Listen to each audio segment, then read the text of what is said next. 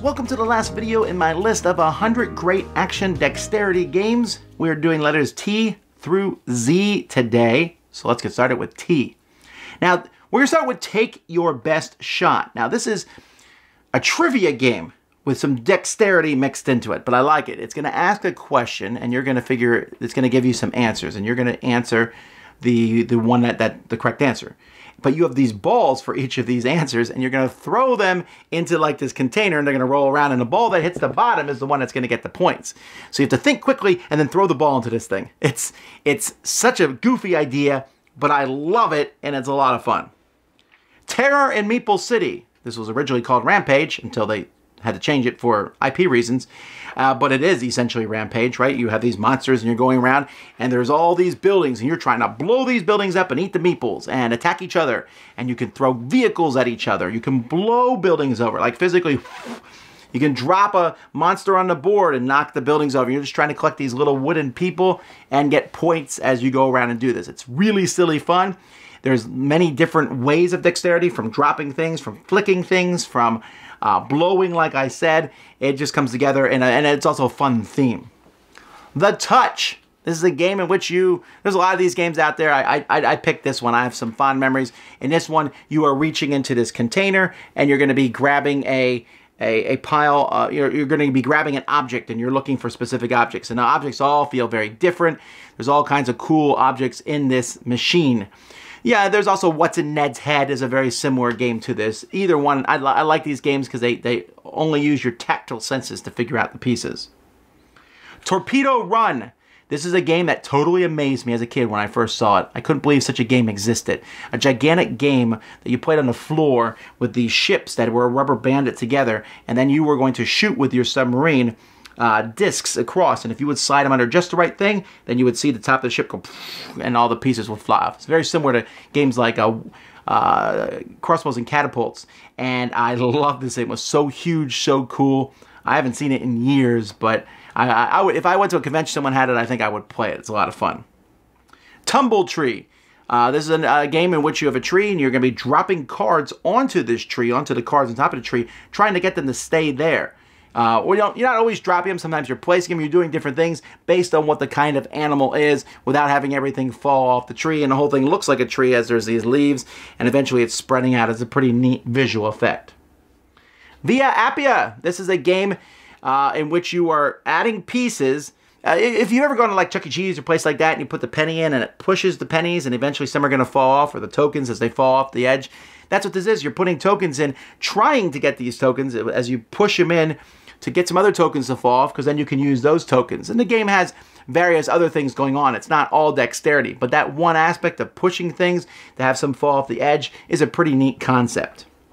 Villa Paletti. This is a stacking game in which this won the Spiel des Jahres, actually, where you're building a bunch of pillars and then you're putting things on top of them, but as time goes by, you need to start pulling the pillars from the bottom. You have this little hooked device and then placing them on top without making the whole tower fall over. Voyola. This is a circus-themed game. We're going to be doing all sorts of circus things. You'll turn over cards. Many of these things that you have to do involve stacking, maybe taking acrobats and putting them in a certain way, or balancing something on top of something else.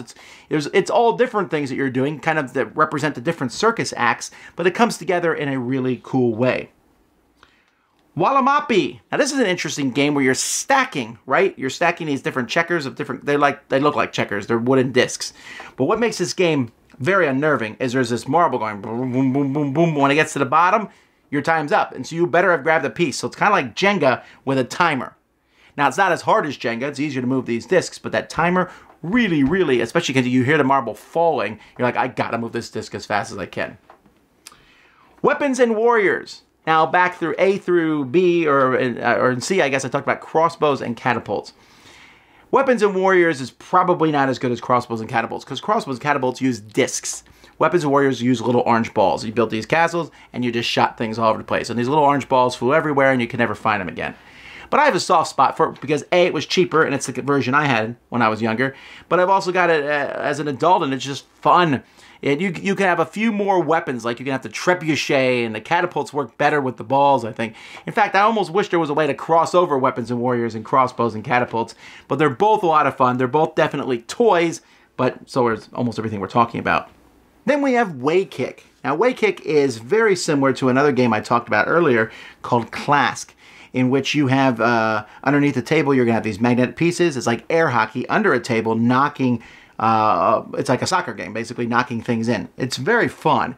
Clask is a little bit better because it has a few more rules, but Way Kick does have some very gorgeous big boards, right? And when you buy a Way Kick board, it's like buying something, an heirloom that's going to go in your house for a while. And it really does look fun, and you can have big games of Way Kick where there's many players per side. A lot of fun. Wonky. This is a game in which you are stacking blocks. Big surprise there, except the blocks all have slightly off-kilter things, so they're wonkily shaped objects. That's the name of the game, and you're going to stack them without making everything fall over. A lot of stacking games on these lists that I'm talking about, but this one works because of the weird shapes that are involved. Zimbos. Zimbos makes my list because it is a game, it's of stacking for the very little kids. Has really cute big animals, and you're just stacking them on top of each other and trying not to make them fall over. And it works well for really small kids, so that's why it made my list. I like it for that reason, but I can also play with it as a toy. And then finally, Zitternix. It's like pick 'em up sticks where the sticks are with a ring around them here and they're all coming and you have to pull them out without making the whole thing fall over. Haba makes a lot of these weird little abstract games, and Zitternix is just unusual enough. I like the whole idea. I mean, it takes a while to set it up because you have this ring and you're trying to get it so all the sticks are sitting there, and then you pull them out without knocking everything over. Well, there you go, folks. That's it. We went through A through Z of my favorite action dexterity games. There's probably more that I haven't mentioned. There's a whole lot out there, but hopefully this gives you an idea of some great ones to check out if you ever come across them, like I said, wherever they might be. If I've missed some, tell me some great games in the comments below. Until next time, I'm Tom Vasel, and you've been watching The Dice Tower.